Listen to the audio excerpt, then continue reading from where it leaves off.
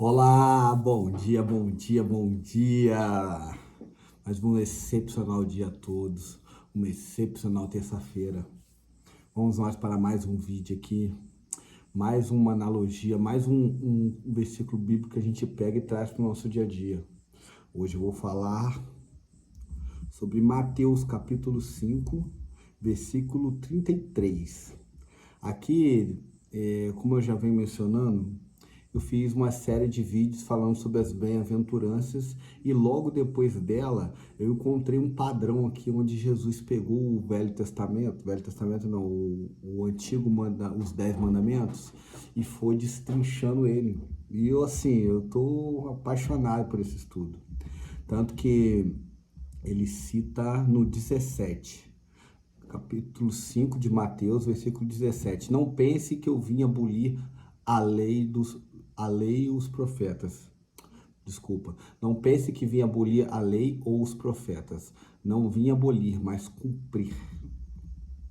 Aí o versículo de hoje é Mateus 5, versículo 33. Vocês também ouviram o que foi dito aos seus antepassados. Não jure falso testemunho, mas cumpra o juramento que você fez diante do Senhor. Vamos lá. Sobre esse mandamento, não jure falso testemunho contra o seu irmão. Aí Jesus veio e destrinchou a visão dele em cima dessa lei para que ela realmente fosse cumprida. Mas eu lhes digo, não jure de forma alguma, nem pelo céu, porque o trono é de Deus, nem pela terra, porque é o extrato de seus pés, nem por Jerusalém, porque é a cidade do grande rei. Não jure pela sua cabeça, pois você não pode tornar branco ou preto nem um fio do seu cabelo. Seja sim, sim, o seu não, não. O que passar disso vem do maligno. Eu fiquei assim, por quê? Me abriu a minha mente para esse tema quando ele fala assim, sim, não, não. Por quê? Em diversos estudos que eu fiz da palavra,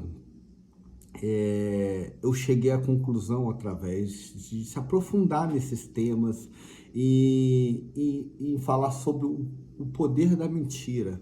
Obviamente todo mundo já sabe, eu acredito que a maioria, pelo menos, que Jesus fala que o pai da mentira é o diabo. Eu até separei um versículo aqui que fala sobre isso.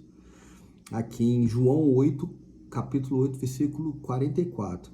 Vocês pertencem ao pai de vocês, o diabo, e querem realizar o desejo dele. Ele foi homicida desde o princípio e não se apagou à verdade, pois não há verdade nele. Quando mente, fala a sua própria língua, pois é mentiroso e é o pai da mentira.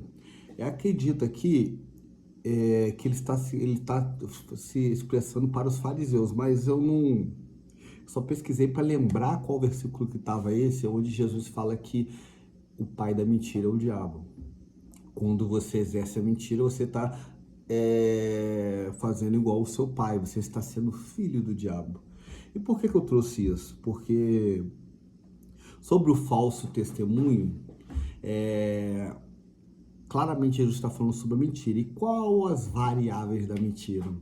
Uma vez eu estava fazendo um estudo assim e aquilo me destravou num tema, que é o quê? A omissão. A omissão é uma filha da mentira. Porque quando você omite alguma coisa, mas eu não menti, eu omiti. Você está mentindo também, porque eu vou trazer um caso meu para vocês entenderem o quanto isso me impactou, porque isso faz total sentido para mim, quando eu estava estudando. Lembre-se de um vídeo que eu fiz ontem falando sobre a questão do meu pai, a expectativa que eu tinha que ele fosse um pai X e não foi, e aí eu culpei ele durante muitos anos, aquela doença emocional que eu fui gerando ali. E uma coisa que foi crucial ali foi eu não admitir algo que eu tinha, um sentimento meu. Porque eu lembro, quando eu estava um pré-adolescente, eu me referia ao meu pai como um cachaceiro, eu falava dessa forma, e a minha mãe sempre me repreendia. Não faça isso, ele é seu pai, você deve respeito independente se ele não cumpre o papel dele. ela não deixou, nunca deixou eu falar livremente isso. Claro que ela não tinha como me impedir, mas eu evitava porque ela me repreendia ali fortemente. E por que eu agia dessa forma? Porque eu amava ele, só que eu não admitia que eu amava ele porque ele não atendeu às minhas expectativas. Por que eu estou trazendo isso? Eu mentia para mim mesmo. Eu não conseguia admitir para mim mesmo que eu amava aquele ser humano que, na minha visão, me fez muito mal ou deixou de fazer um bem para mim. Isso é uma omissão, uma mentira. Vamos ser mais claro, é uma mentira que eu contava para mim mesmo. E por que eu estou trazendo isso? É claro que Jesus vem trazer esse ensinamento para a gente não prestar falso testemunho, não jurar pelo céu, nem pela terra, nem por Jerusalém, etc. Só que como a gente está estudando aqui, trazendo para o nosso dia a dia, e qual o nosso dia a dia aqui? É muito óbvio que a gente não deve mentir, não deve jurar falso testemunho. Mas e quando a gente mente para nós mesmos? Acredito eu que é a pior mentira, porque ela tem um efeito tão gigantesco, porque se você mente para você mesmo sobre você, do que dirá sobre o outro? Como que você vai ser se ensina ou não para com o outro se você não é nem para você mesmo? E isso eu passei em diversas fases da minha vida. Eu posso citar algumas aqui, por exemplo, em separações conjugais. Eu tive relacionamentos que terminaram de maneira ruim e teve traições, e traições não, traição da parte da pessoa para comigo, e houve o término, aquele rompimento assim, bastante turbulento. E qual era o sentimento que tinha? Poxa, eu ainda gostava da pessoa, mas eu não conseguia admitir isso. Aí é que tá de você virar, não, eu não gosto da pessoa, eu quero que a pessoa se exploda, etc. E por isso que algumas pessoas falam que o amor e o ódio é uma linha muito tênue que a divide. Na verdade, não é isso, porque uma coisa não tem nada a ver com a outra. Porque vamos falar cientificamente. Uma vez foi feito um teste com a pessoa que foi colocado, neurocientistas fizeram esse teste, colocaram vários eletrodos na cabeça deles e colocavam uma foto de um doente querido. Aí ele fazia algumas descargas no seu cérebro de que era compatível com o sentimento de amor para aquela pessoa que ela estava olhando. De repente colocava a foto de alguém que ele tinha alguma desavença, ou um amargo, um ressentimento. Gerava outras descargas de hormônios no cérebro da pessoa, mas no mesmo local. Por que eu estou trazendo isso? Foi comprovado cientificamente que é impossível você amar alguém e sentir ódio dela ao mesmo tempo. Ou mudar isso, porque essa parte que exerce essa função de amor, essa demonstração, é no mesmo local que a do ódio. Então não tem como sair água limpa e água suja do mesmo local. Não tem como você amar uma pessoa hoje e amanhã odiá-la. Na verdade, é só o amor reprimido que você não quer admitir e você exerce ele em forma de ódio.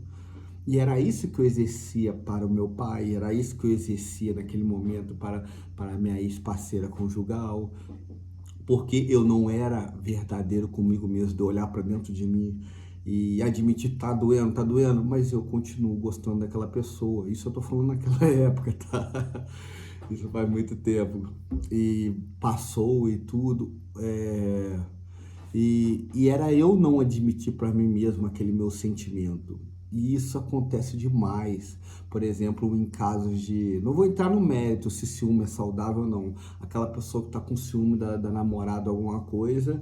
Você tá com ciúme? Não, eu não tô, não. E etc, e blá, blá, blá. Você tá mentindo para si mesmo.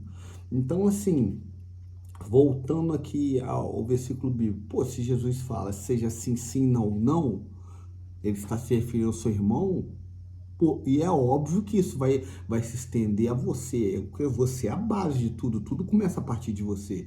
Quando Jesus disse, ama a Deus acima de todas as coisas e o próximo como a ti mesmo. Como a ti mesmo. Então, como que eu posso amar o próximo se eu não me amar? Eu tenho que me amar primeiro, saber o que é amor para eu poder amar o próximo. Aí, mesmo assim, depois ele ainda fez mais uma colocação: ame ao próximo como eu vos amei.